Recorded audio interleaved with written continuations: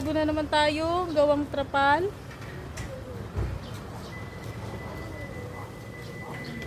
Ayan, kinakabit lang.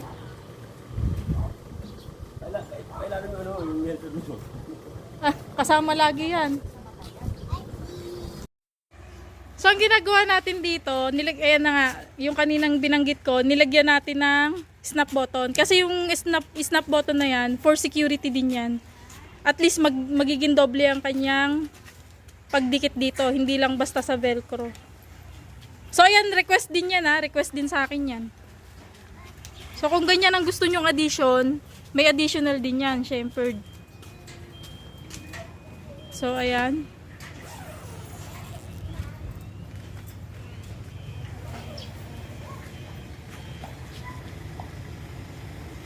Ayan na.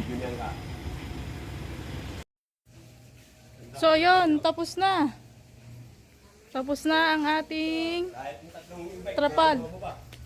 Ayan. So, yun yung sinasabi ko sa inyo na logo. Ayan. Binigyan lang ako ng pattern ni client ng logo. So, ginawa ko ganyan. So, ako na rin po. Manual ko po ginagawa yan. Wala po tayong printer sa bahay. So, lahat po ng aking ginagawa na lettering ay lahat po yan ay manual lang po. Kamay lang po talaga. So, ayan ang kanyang lettering. Yan po ay DISC. So, ayan. Again, ito pong unit po na ito ay Johnson. Johnson po yan. So, dito naman, kaya ganyan, kasi maglalagay pa rin tayo ng snap button dyan.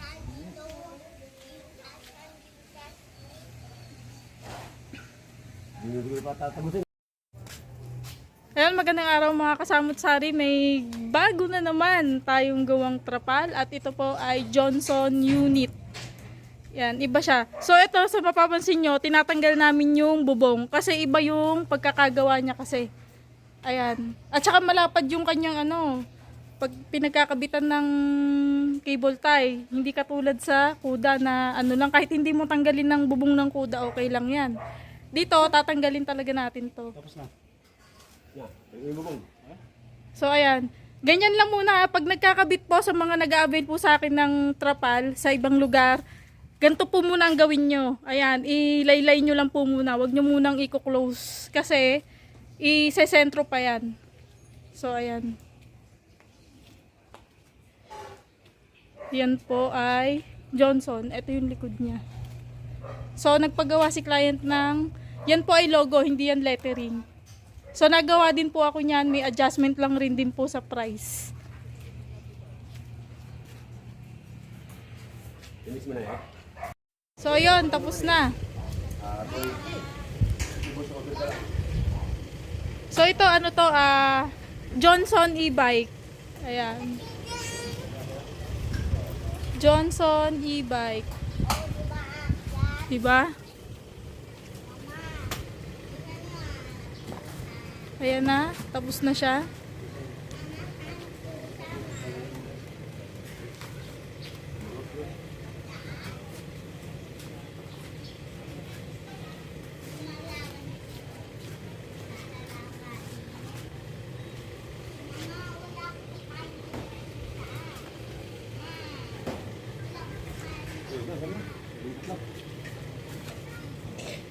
So, ayun.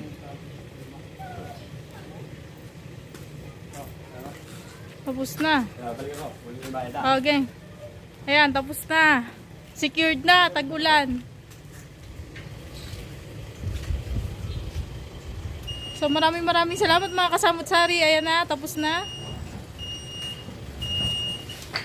Babalik na lang yan for payment. Pangalan ba yan? So, ayun, tapos na. Sige.